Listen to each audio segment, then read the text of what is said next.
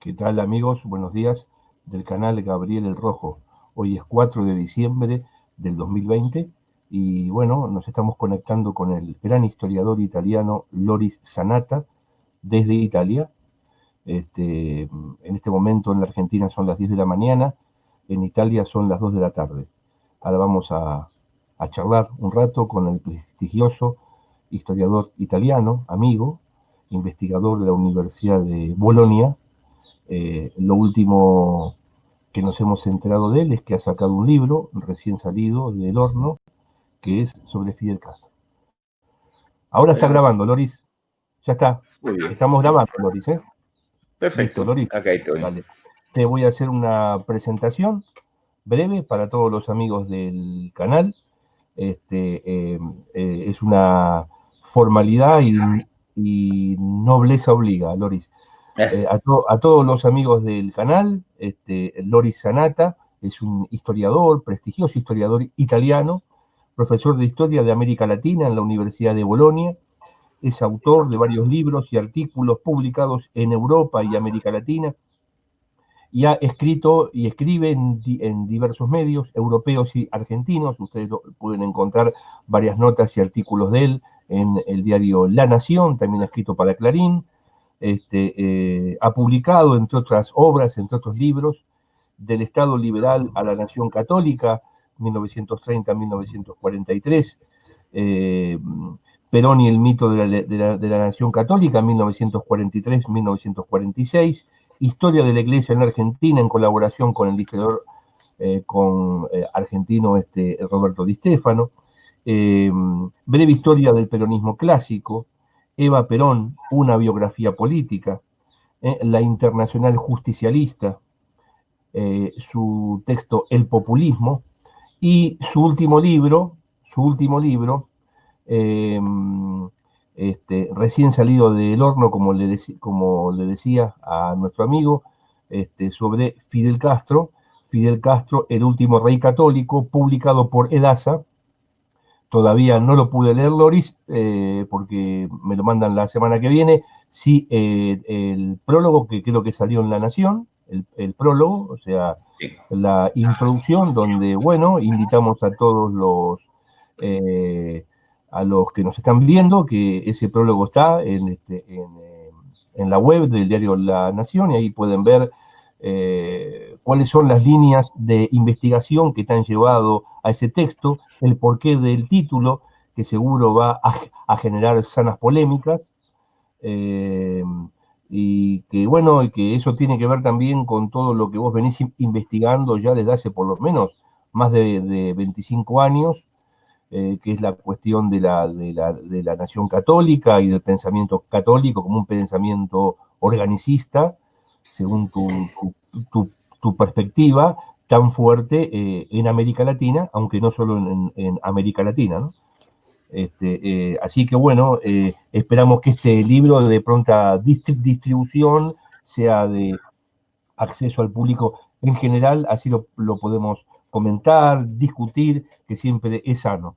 Loris, bueno, esto es una charla, más que una entrevista, una charla informal, si me permitís humildemente un diálogo entre amigos, por supuesto un diálogo bastante asimétrico, pero diálogo al fin, que hacemos en nuestro canal con distintos historiadores, ensayistas, sociólogos, antropólogos, que están desfilando por acá, para que conozcan tu obra. Mucha gente la conoce, otra gente recién se acerca.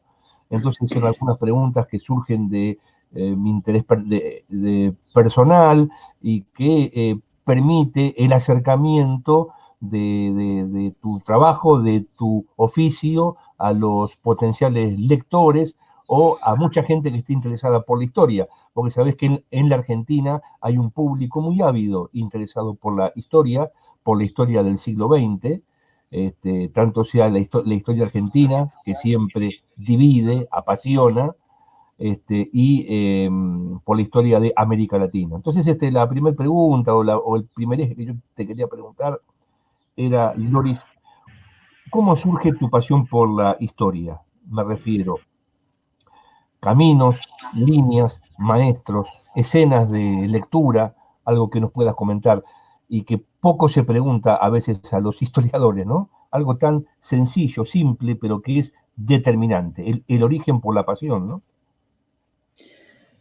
Bueno, en primer lugar, Gabriel, deja que te agradezca esta oportunidad de poder charlar y de poder también hacer referencia a mi nuevo libro, que es el fruto de muchos años de trabajo y además es un placer volver a verte. Nosotros nos conocimos hace muchísimos años y después no nos volvimos a ver, pero sí es un gusto tener la oportunidad, por supuesto.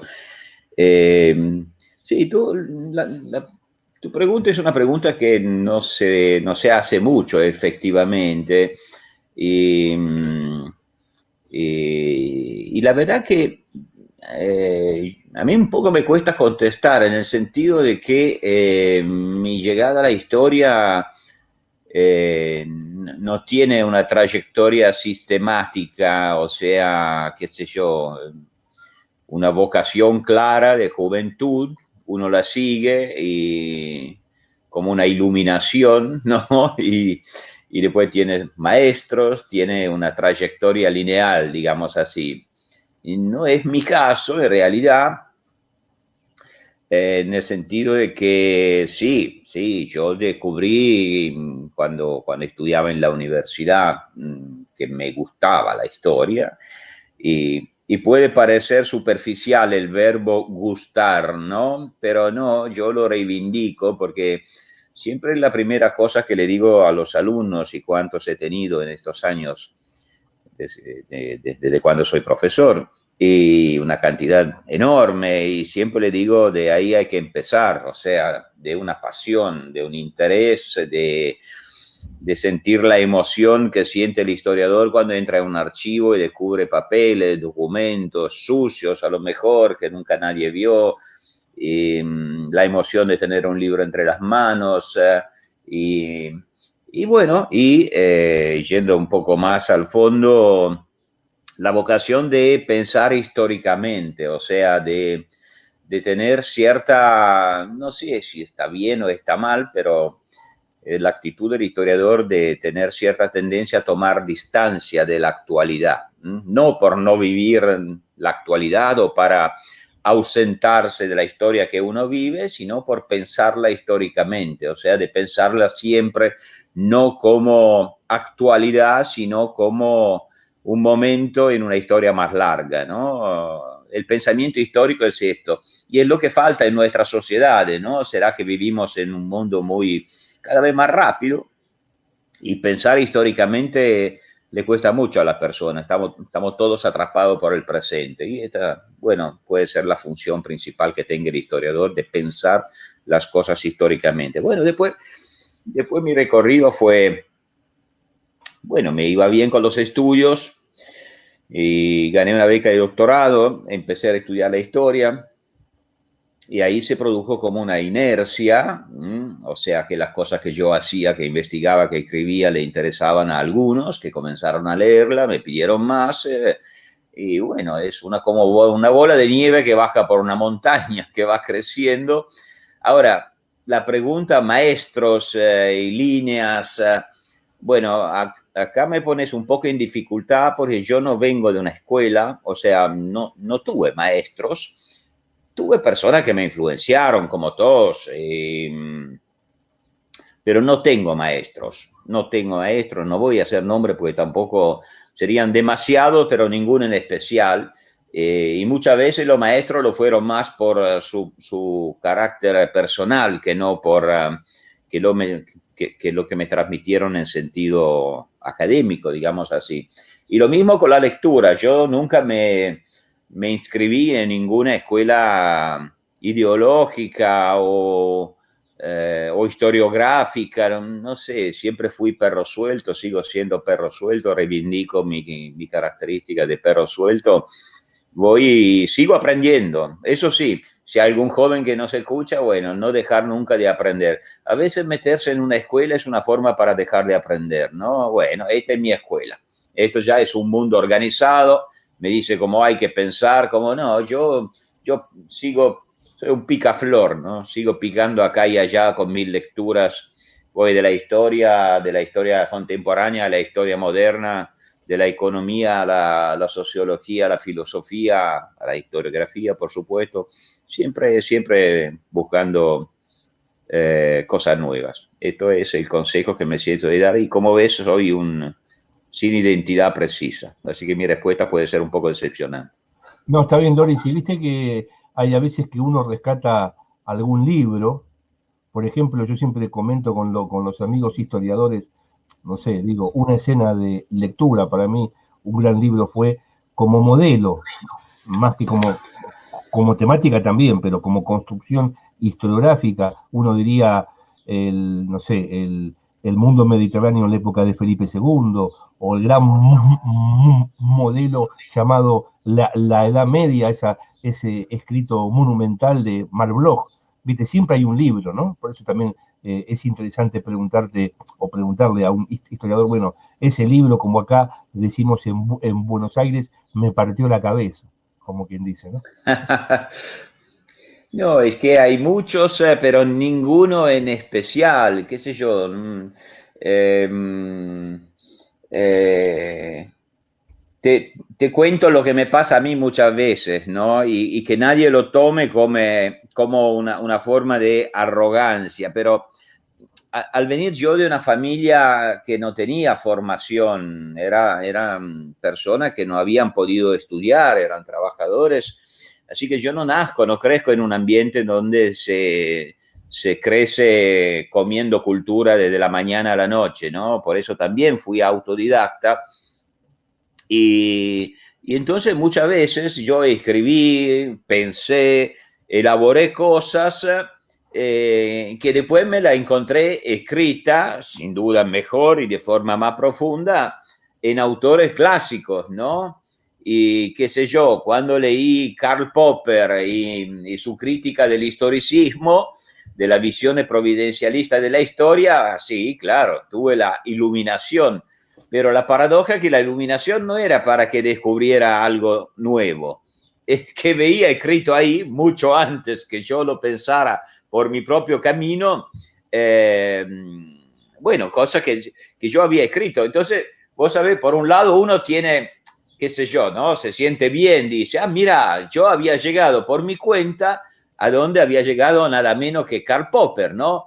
Pero también hay un sentido de frustración, o sea, a mí me costó años de llegar a esto, de haber leído de entrada Karl Popper, ya lo habría entendido.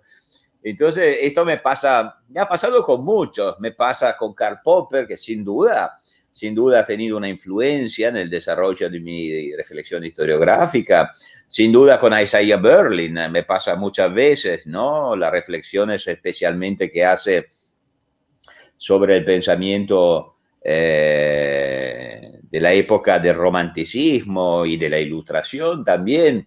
Me pasa con un autor que sí, siempre me ha convocado mucho, que es un italiano de fama internacional, que es Emilio Gentile, porque sus trabajos sobre las religiones políticas siempre me parecieron extraordinariamente estimulantes y además son mis temas. Eh, pero esta es un poco mi relación con algunos clásicos. No hay el libro que la verdad me ha revolucionado la vida. Tengo un crecimiento, si es un crecimiento, algunos podrían decir una involución, pero un crecimiento de tipo incremental, no de tipo revolucionario. Eh, nada, esto es.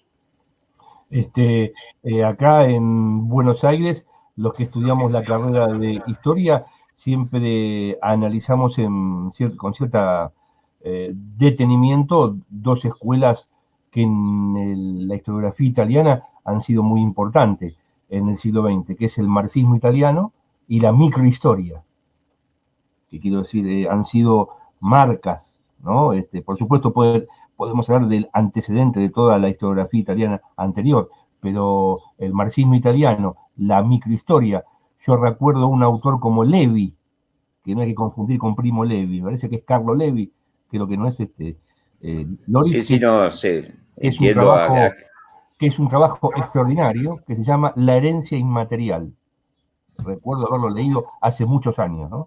Quiero decir, digo, yo no sé si hoy en la Universidad de Buenos Aires o en la facultad se ve eso, pero esas escuelas italianas tuvieron mucha fuerza, ¿no? En los 60, en los 70, ¿no? Quizá cuando vos te iniciaste, digamos, ¿no? Bueno, sí, no, yo iba a la universidad en los 80. En los 80.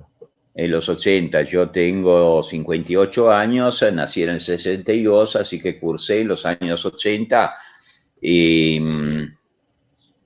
bueno, las corrientes historiográficas dominantes en aquella época, en Italia también, eran de tipo estructuralista, marxista, te diría, pero yo cuando leía libros nunca me preguntaba a qué escuela pertenecieran. Y sigo haciendo así. Cuando leo un libro, no arranco desde la pregunta, bueno, ¿a qué escuela pertenece este libro? La verdad no me interesa mucho.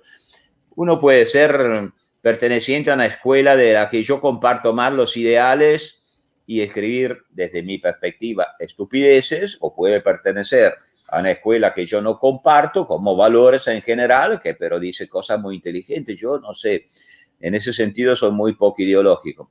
Claro, observo que en la Argentina no me sorprende porque conozco la historia académica argentina, especialmente en la universidad pública. Bueno, de la historiografía italiana rescataron, o sea, seleccionaron lo que ya venía en sintonía con lo que, eh, bueno, con lo que ya dominaba el panorama cultural argentino.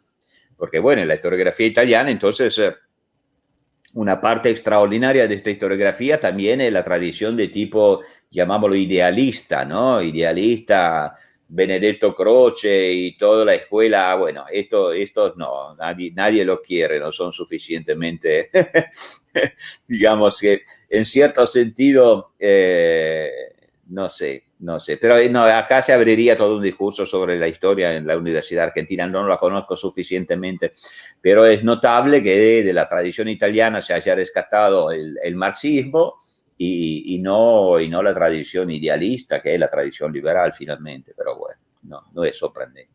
No, claro, lo que uno llamaría la historia de las ideas no goza de buena prensa en la, digamos, en la universidad, digamos, de Buenos Aires, ¿no? Eso ya te lo digo, eso, no goza de buena prensa. Pero bueno,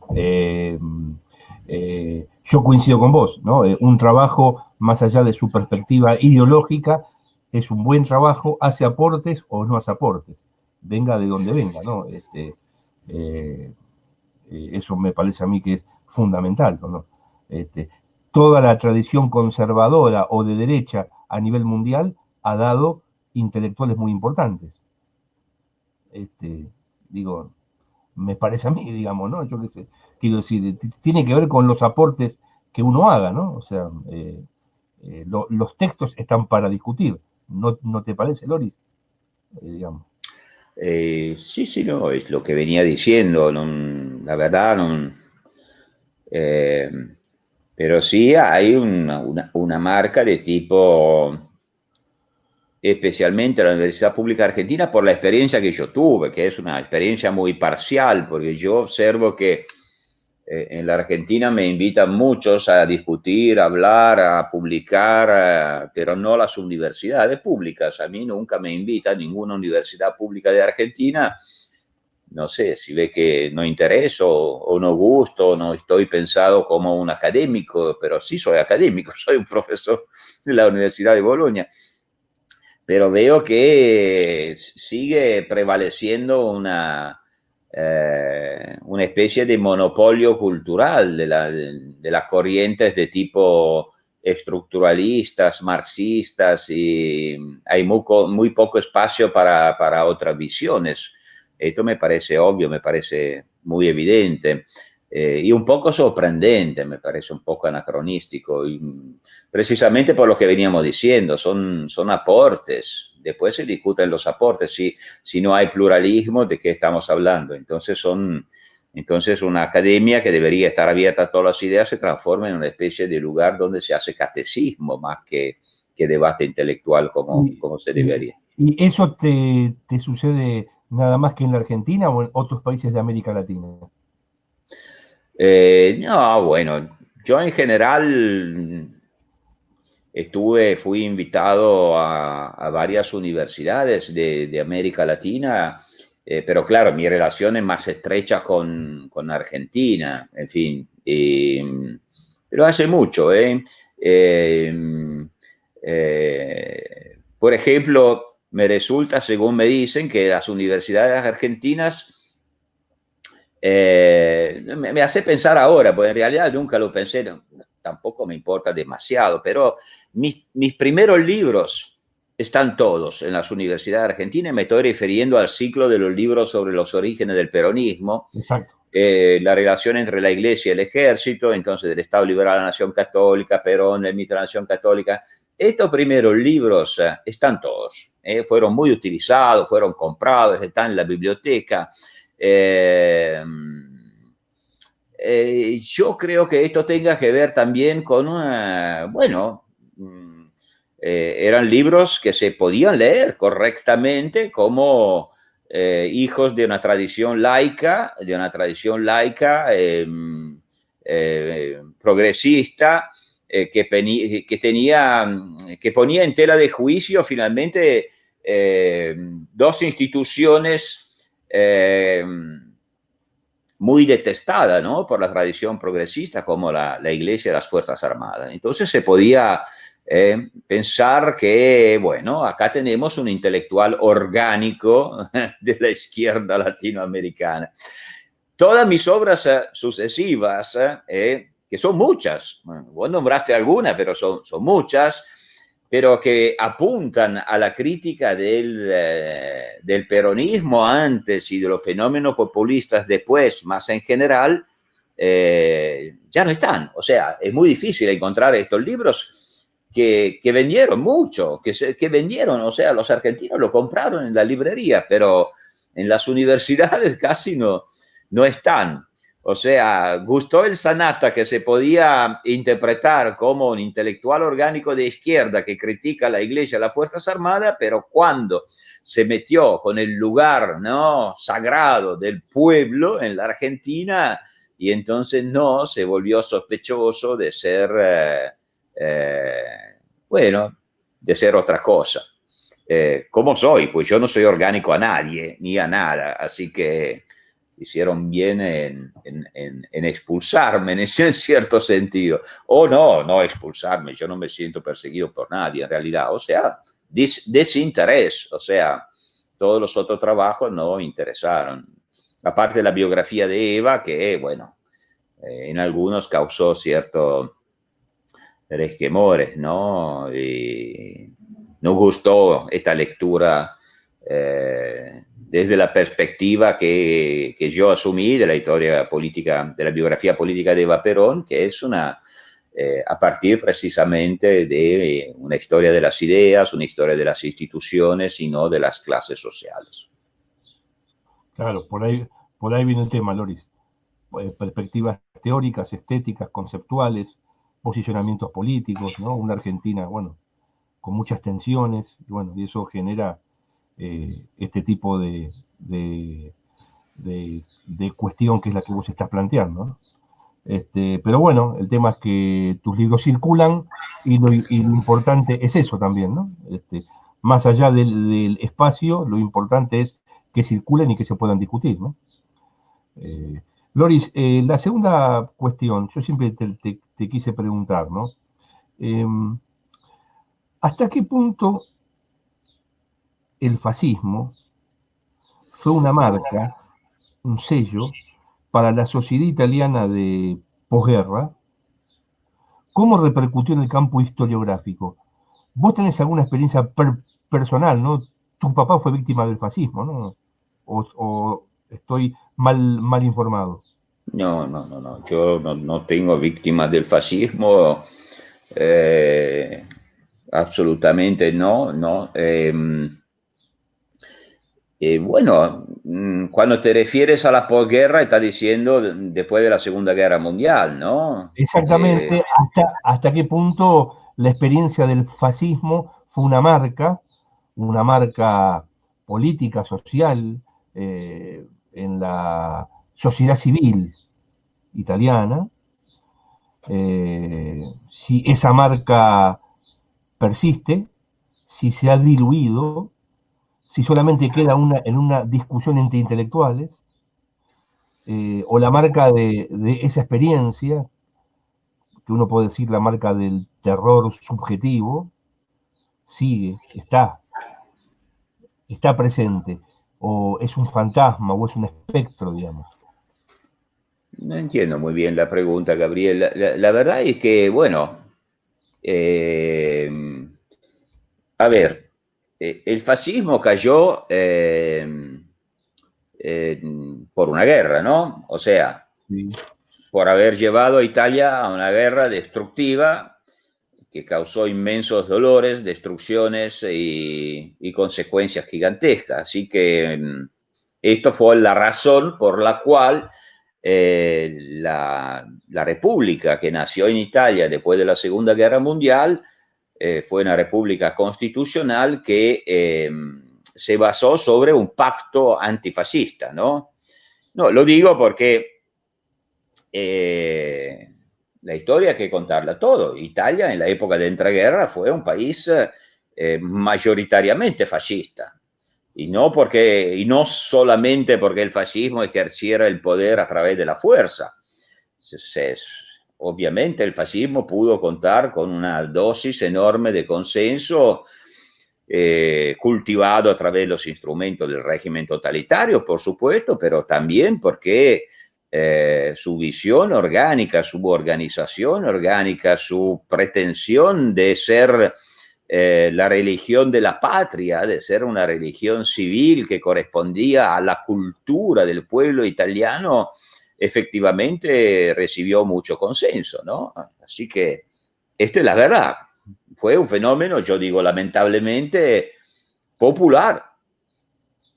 Yo no sé que en la Argentina circulan mucho todavía las interpretaciones que dio la Tercera Internacional, pero señores, la historiografía ha caminado mucho desde entonces y nadie se atrevería en Italia a decir que era el dominio de la forma, de la parte más adelantada del capital financiero, qué sé yo, de la clase media.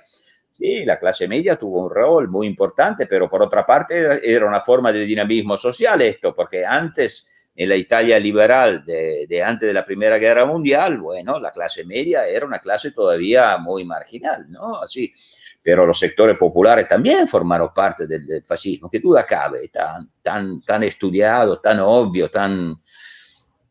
pero bueno, cayó por la guerra.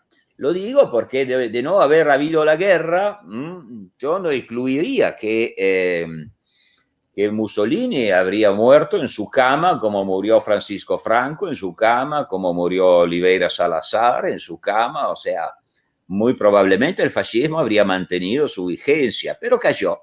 Y la República nació con un pacto antifascista, porque con razón el fascismo era el que había llevado el país a la destrucción, pero la destrucción física, o sea, una tragedia enorme.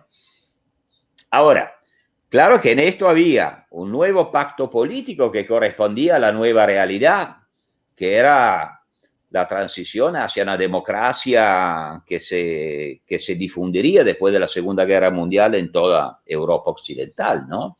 Por el otro también no se puede negar que muchos italianos, bueno, deseaban dejar a sus espaldas la experiencia fascista y ocultarla. O sea, mejor olvidarnos que hemos sido todos o casi todos o muchos fascistas, ¿no? Así que bueno, durante mucho tiempo hubo un tácito consenso entre todos que el fascismo no se podía nombrar. Y esto se veía también en la producción historiográfica, ¿no? Y en las universidades también. Cuando en los años 60 Renzo De Felice, ¿no? El que fue el principal historiador del fascismo de la época, y que era un hombre de formación liberal, o sea, nada de fascista. Pero cuando empezó a escribir su libro sobre la biografía de Mussolini y a plantearse el tema del consenso del que había gozado el fascismo en la sociedad italiana, Bueno, en las universidades italianas les hicieron scratches, lo trataron como si fuera un fascista, pero él en los años 60 empezó a decir cosas que hoy la historiografía acepta como totalmente normales. Es decir, que el fascismo fue un fenómeno que tenía raíces muy profundas en la sociedad italiana, no era una inquistación autoritaria por parte de algunos locos que habían hecho la marcha sobre Roma. Este era un relato de conveniencia, pero el fascismo forma parte de nuestra tradición. Hoy se puede hablar del fascismo, pero sigue siendo una categoría política, o sea, en el debate político, pero esto pasa en la Argentina también, pasa en todo el mundo, ¿no? Cuando hay un debate político extraordinariamente polarizado, siempre viene el momento en que uno le da del fascista al otro.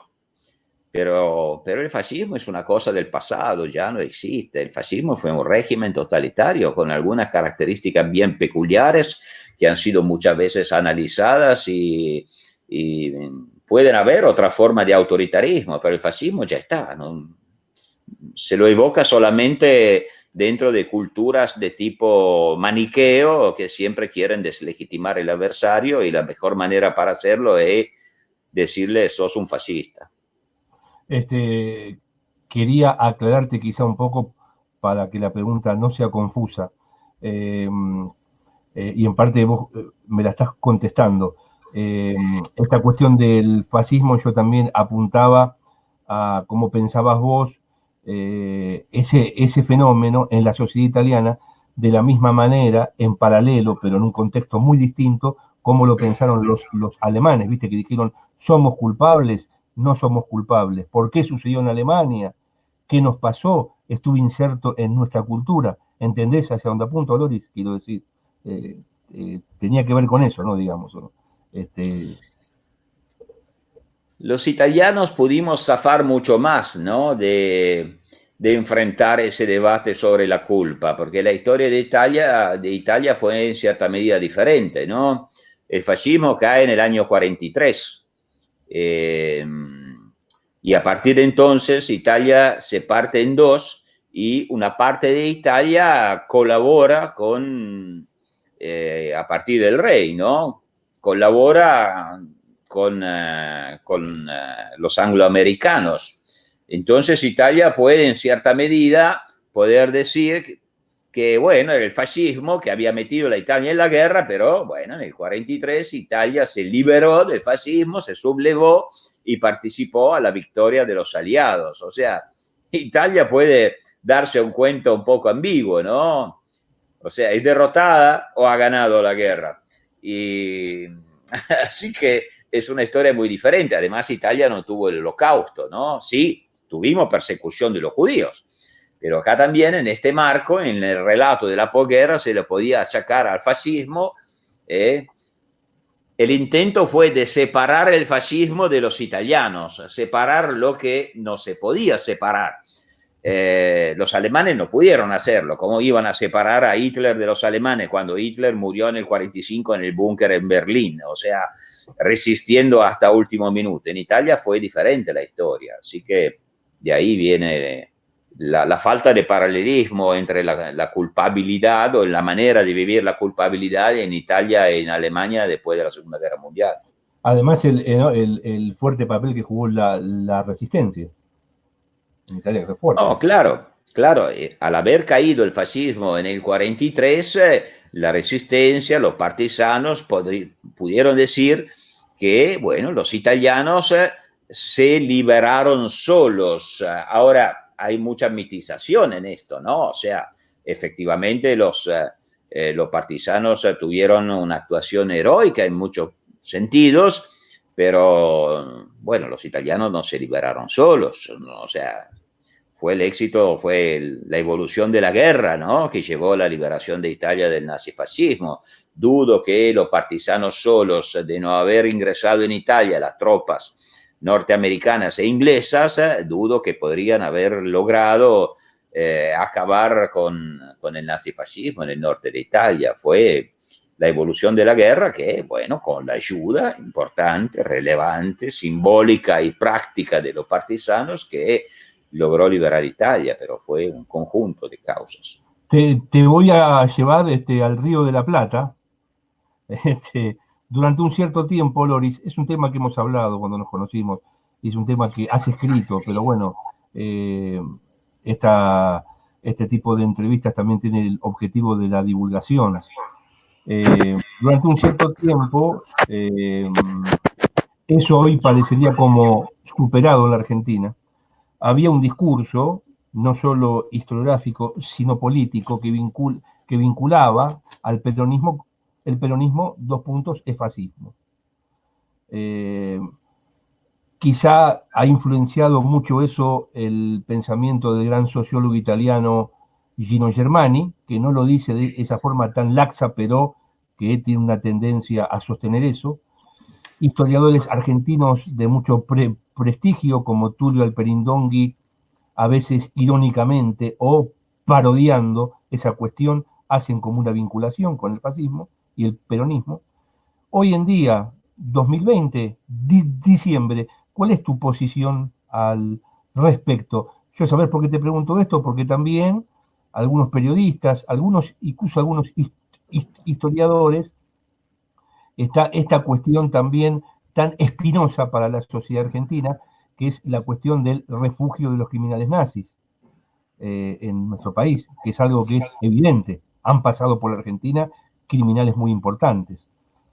Hoy en día hacen hoy en día los datos demuestran que la Iglesia tuvo una participación muy importante en el refugio de esos criminales. ¿Qué opinas sobre la temática, Loris? Mira, yo puedo dar una respuesta de dos tipos, una de tipo más conceptual y una más factual, si queremos. En cuanto a lo conceptual, yo repito, y ya me cansé de repetirlo, de que el fascismo es un fenómeno italiano, y basta. El peronismo es un fenómeno argentino, y basta. La categoría dentro de la cual caben ambos es el populismo. Por esto yo me dediqué tanto a analizar en términos conceptuales y de comparación histórica el populismo. El populismo está formado por un núcleo de elementos ideales que son compartidos tanto por el fascismo italiano como por el peronismo argentino. Este núcleo conceptual es lo que yo llamo una nostalgia de unanimidad, o sea, es un fenómeno que lo podemos ver en todos los tipos de populismos que se han dado en diferentes países, en diferentes épocas, o sea, es la idea, dicho de forma simple, narrativa, de que existe un pueblo mítico en las orígenes, que este pueblo se supone que era un pueblo que vivía en armonía, sin conflictos, inocentes, puro, y que al contacto con la historia, como si fuera expulsado del paraíso terrenal, este pueblo se ha corrompido.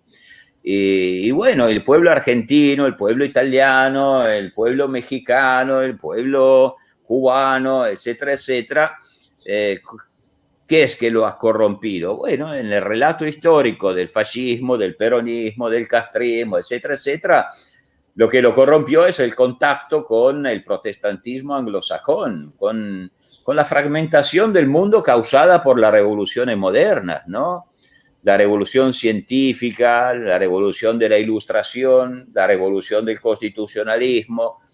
Bueno, la acusación que le hacía tanto el fascismo como el peronismo era al liberalismo, al capitalismo, de haber corrompido este pueblo mítico, esta es una expresión de Bergoglio, el pueblo mítico, el pueblo identitario de las orígenes. Y entonces, ¿cuál es su idea, su proyecto y su práctica?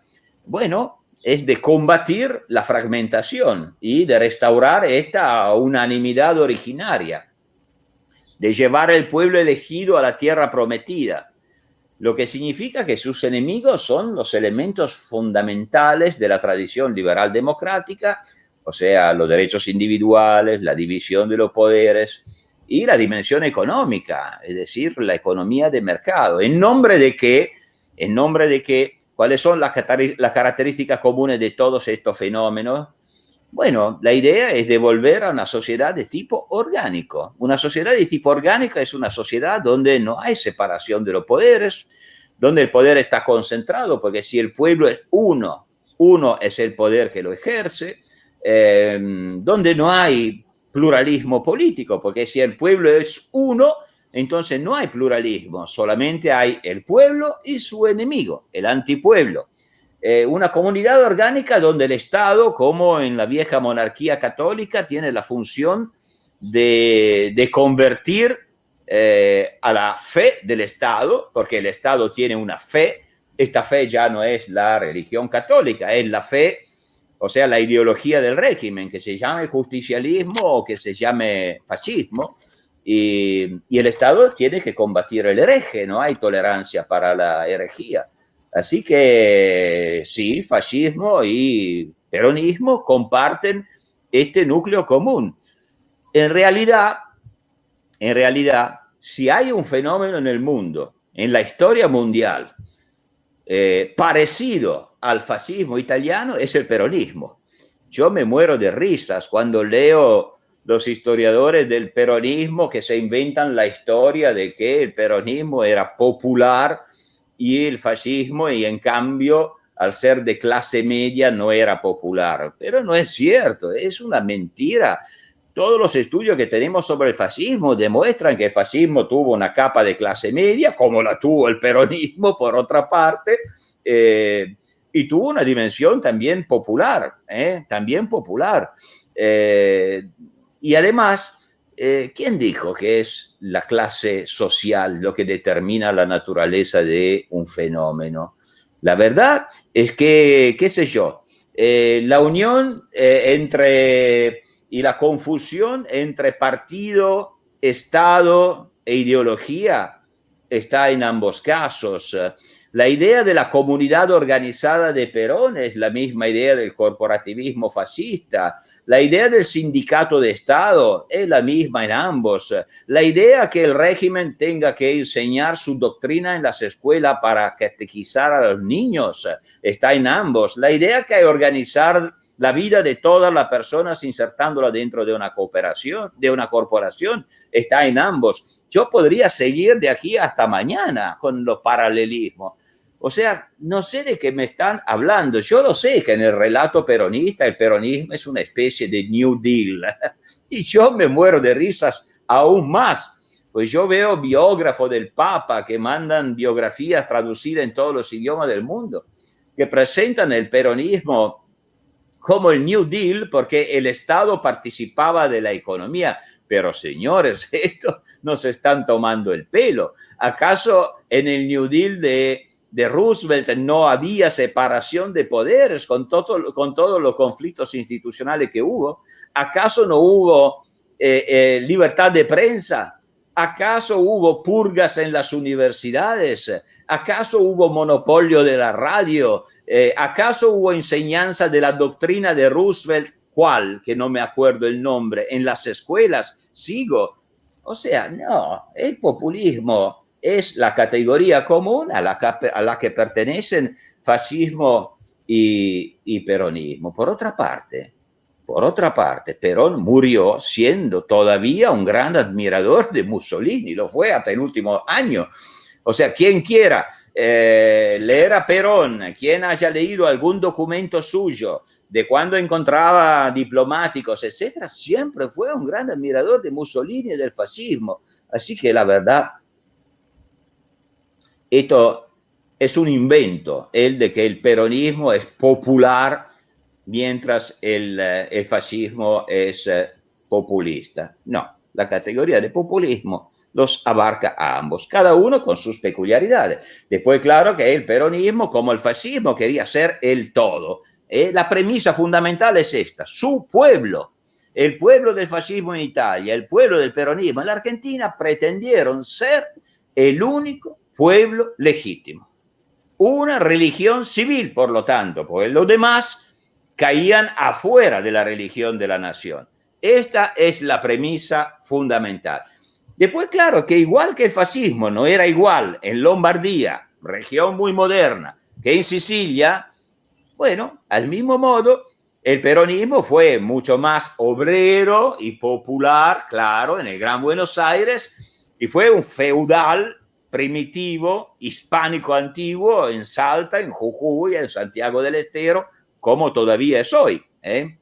Así que, bueno, me parece un debate antiguo y que se vuelve a discutir todavía hoy. Veo el gobierno argentino que tiene intelectuales que pasan por gran expertos del peronismo que sí, lo vuelven a presentar como un fenómeno popular. Bueno, todos los populismos son muy populares. Por eso se llaman populistas. La raíz es pueblo. Loris, y la diferenciación con el fascismo es que vos ves, es el contexto histórico, entonces, quiero decir, el contexto geopolítico del nacimiento de esos fenómenos. Tal cual. Tal cual. Ahora, de haber nacido el peronismo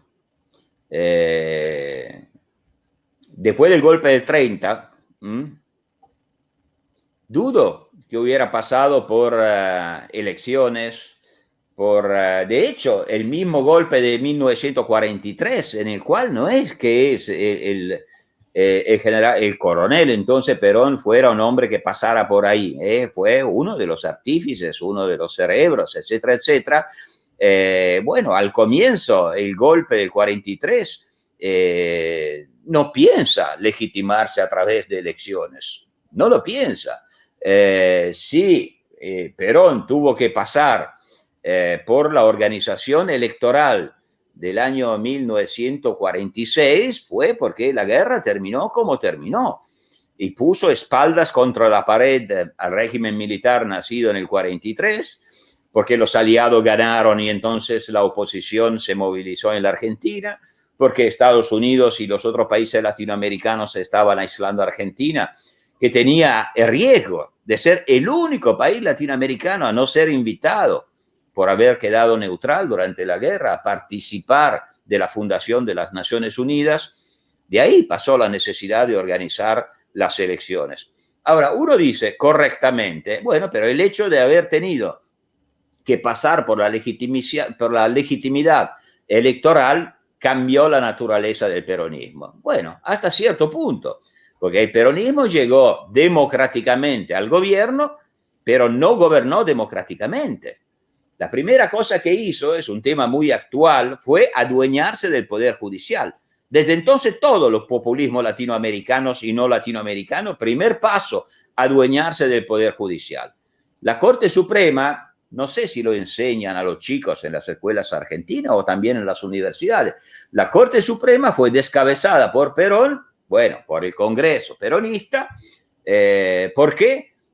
Porque había legitimado los golpes del 30 y del 43. O sea, le achacaron correctamente a la Corte Suprema haber aprobado el estado de facto nacido de los golpes, los dos, de los que participó Perón. Es una tomada de pelo tan grande que a uno le cuesta. Es historia grotesca, pero es la historia de Argentina. ¿A vos te cuadra la conceptualización de democracia orgánica? Bueno, el término de democracia orgánica, más que un concepto, es una definición que de su propia democracia dieron estos fenómenos que yo llamo neohispánico. O sea, hoy no se usa más la palabra, pero en los años 30, en los años 40 se usaba mucho. El franquismo se definía una democracia orgánica. El salzarismo se definía una democracia orgánica. El peronismo, la comunidad organizada, era una democracia orgánica. Ojo, cuando en aquella época se ponían los adjetivos al sustantivo democracia, era para distinguirlo de la democracia representativa de tipo liberal. No lo olvidemos, o sea, los países de la Europa del Este fueron llamados democracias populares. El adjetivo era para decir, sí, son democracias, pero de tipo diferente. Y las democracias orgánicas también utilizaron esto para relacionarse con este imaginario orgánico donde el individuo está sometido al todo, donde no hay pluralidad admisible, donde el todo aplasta al individuo si el individuo no es coherente, conforme con el todo. Era una manera para decir somos antiliberales, porque en el mundo de hoy, o por lo menos en el mundo demócrata de hoy, nadie diría que el régimen de Franco era una democracia. Nadie diría que el régimen de Checoslovaquia después de la Segunda Guerra Mundial fuera una democracia, pero así se definían. Por otra parte, Fidel Castro siempre dijo que Cuba era la única democracia de América Latina y la mejor democracia de América Latina. Pero era un país donde existía solamente un partido, solamente una fe, solamente una religión, solamente una cadena institucional que convergía en Fidel Castro, que era jefe de Estado, jefe del gobierno, jefe del Consejo de Estado, jefe del partido, o sea, un monarca absoluto. Hoy la llamaríamos democracia esta, pero ellos se definían democracia. Y así que, bueno, esta es la respuesta a tu pregunta. Y Loris, ¿qué ves vos de esta discusión, por ejemplo, que acá en la Argentina, bueno, muchos llaman grieta, a partir del kirchnerismo, entre populismo, o lo que algunos llaman populismo, y la república liberal o la democracia liberal? ¿Vos crees que el kirchnerismo revive esa condición, esa concepción orgánica de la sociedad? Bueno, en el 2020, en el mundo de las redes sociales, en el mundo de la globalización, pensar de reconstruir un orden orgánico es sin sentido, obviamente.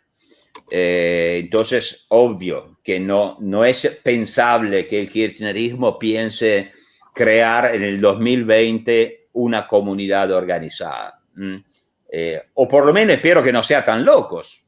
A veces la sospecha uno la tiene, pero no creo. Pero ¿qué queda de esta grieta? Bueno, queda la idea de que su pueblo es un pueblo moralmente superior y por lo tanto es un pueblo que tiene derechos superiores a los demás, es un pueblo que encarna la nación y que los otros por lo tanto son un pueblo menor. Esto queda. Pero ojo, porque cuando uno piensa la sociedad en estos términos, y esta es la grieta, porque si uno piensa que su pueblo es el único pueblo legítimo y el otro pueblo es un pueblo menor, es un antipueblo, es un no pueblo, es un pueblo colonial, entonces, primero, la competencia política se transforma no en una competencia institucional, sino en una guerra de religión, un nosotros contra ellos. Y esto es el fundamento de todo populismo, es la idea de que estamos un nosotros contra un ellos, no hay otros. Es una lucha a muerte, una lucha de civilización. Y la segunda consecuencia fundamental es que si yo pienso que mi pueblo es un pueblo que sería feliz, inocente, viviría en una situación de justicia social, si no fuera que el otro pueblo lo ha corrompido, lo ha dominado, lo ha explotado, etcétera, etcétera, si yo la veo así, y entonces tengo todos los derechos y ningún deber. Tengo el derecho de descabezar una vez más la Corte Suprema, de controlar el Poder Judicial, tengo el derecho de mantener a raja el Poder Legislativo, tengo el poder de atacar la propiedad privada si la propiedad privada resulta una molestia, un desafío, tengo el derecho de manipular los manuales escolares, de reescribir la historia según mi relato. O sea, el fundamento de la grieta es esto. Hasta cuando hay una parte política que piensa que está en un pie de superioridad, la grieta seguirá existiendo, es muy sencillo, es muy obvio. ¿Cuándo es que en Italia superamos la grieta, admitiendo que la hayamos superada? Me parece que está volviendo. Cuando hubo una convergencia hacia un sistema institucional que garantizaba las libertades de todos, que todos los relatos eran legítimos. Hoy en Italia, a pesar de todo, a nadie se le ocurriría decir yo soy antiliberal. ¿Por qué? Porque el fundamento de nuestras instituciones es la democracia liberal, con separación de poderes, con libertades individuales, con pluralismo político. Pero si uno en cambio dice que no, que existe un pueblo que es superior al otro, que es un pueblo porque es pobre, porque es marginado, porque es explotado, etcétera, etcétera, que es un pueblo que tiene un derecho de tipo moral a gobernar, entonces cuando se gobierna en su nombre se puede hacer cualquier abuso de poder. Y es lo que acontece cuando gobierna el kirchnerismo, lamentablemente. Igual, Loris, acá no, bueno, también ten en cuenta, estimado amigo, que la historia de lo que uno llamaría la democracia liberal en la Argentina o el pensamiento liberal también tuvo sus aristas muy reaccionarias, muy de derecha, muy de participar de golpes de Estado, de intereses, ¿cómo te puedo decir? Bastante reaccionario, quiero decir, nuestros liberales fueron conservadores también, en el caso de la historia argentina, digo, ¿no? Va, no solamente de la historia argentina. Quiero decir que también, Loris, el liberalismo en estado puro y ese pluralismo a veces no se condice con la realidad. ¿No pensás eso también, digamos, como para que la cosa sea media bifronte, ¿no?